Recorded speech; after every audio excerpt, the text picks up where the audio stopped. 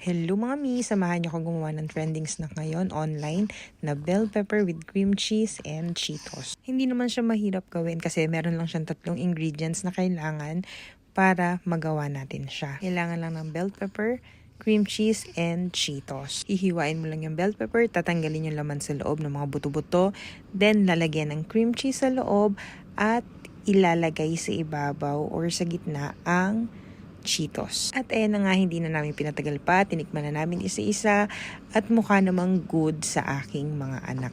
Hindi yan kumakain ng bell pepper pero ayan diba, hilaw na hilaw, tinitira nila. Actually, akala ko nung una medyo weird yung lasa niya pero hindi. Masarap pala siya talaga. Kaya ano pang hinihintay nyo mga mi, try nyo na rin tong trending snack na to kasi masarap siya talaga. Yung bell pepper nga pala na ginamit ko dyan is yung maliliit lang kasi inisip ko baka hindi magustuhan ng mga anak ko. Pero salamat naman at nagustuhan nila yung nagawa ko. Kaya hanggang dito na lang mga mi, maraming salamat sa panonood. Bye!